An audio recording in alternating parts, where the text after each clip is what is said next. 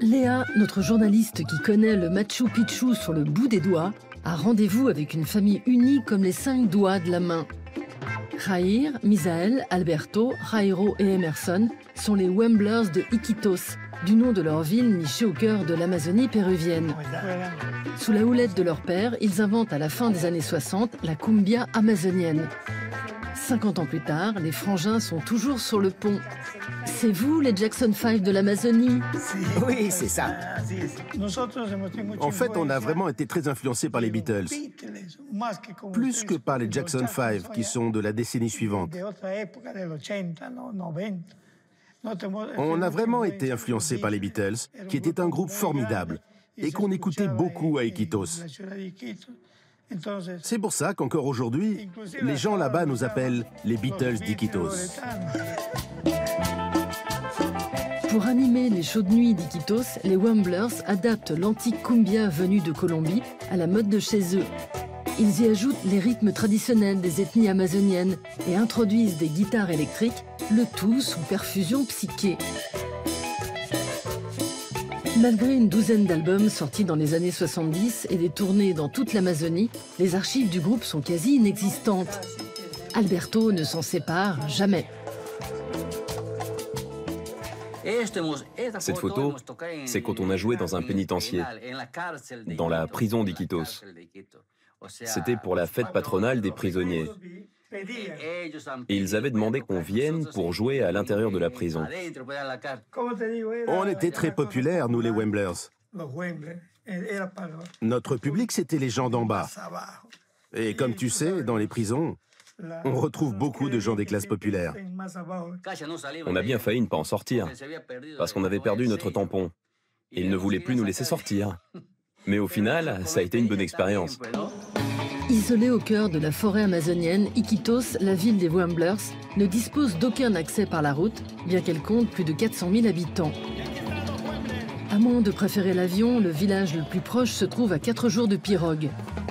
Le caoutchouc puis l'or font la fortune de la ville.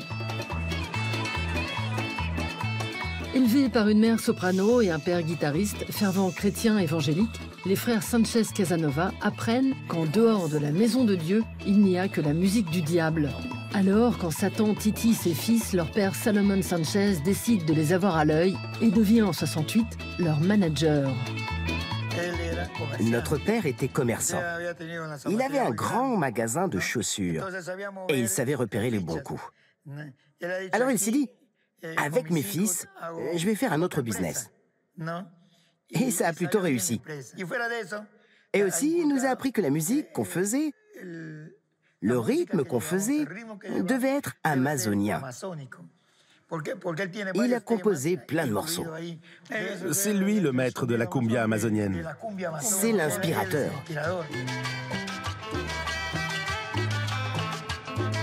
La cumbia amazonica connaît son apogée dans les 70s. L'Amazonie, riche en pétrole, est exploitée par des entreprises du monde entier. L'or noir coule à flot et à Iquitos, les ouvriers veulent faire la fête. Les Wemblers leur dédient un hymne, la Danza del Petrolero.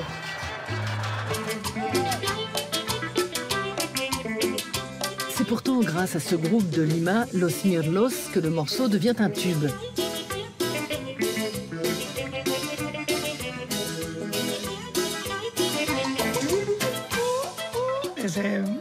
Et il y avait ce type qui est devenu la première guitare de Los Mirlos. Quand on est parti à Lima pour enregistrer, il nous a suivis partout avec un enregistreur à cassette.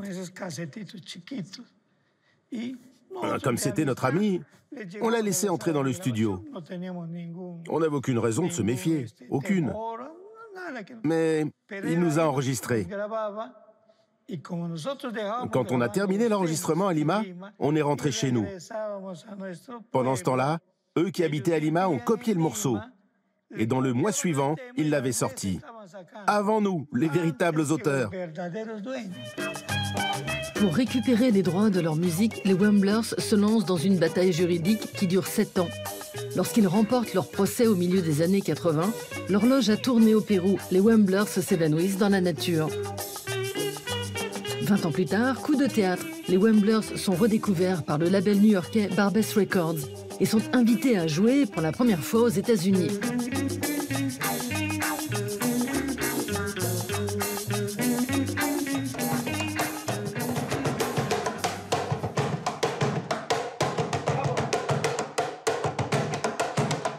Plus coriace que les Rolling Stones et AC/DC réunis, Los Wemblers, qui tirent leur nom du légendaire stade de Wembley, viennent fêter leurs 50 ans d'existence au festival Ville des musiques du monde à Aubervilliers.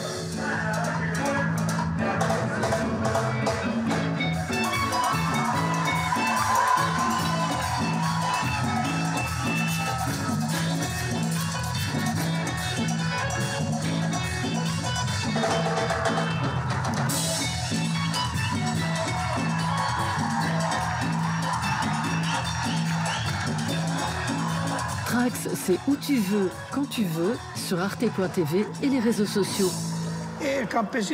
L'agriculteur amazonien n'a pas de grosses machines. C'est pas comme ce qu'on voit ici, des champs d'1 kilomètre ou 2. Chez nous, c'est une agriculture de subsistance. 1 hectare, un demi-hectare. De ce qu'il récolte, la moitié est pour le paysan. Et il va vendre le reste à Iquitos. La forêt est donc beaucoup mieux préservée. Au Brésil, ils continuent à abattre tous les arbres. Ils se foutent de la forêt. Ils sèment du soja et ils pendent plein de produits. Mais pourquoi faire? On a tout ce qu'il faut ici, tout.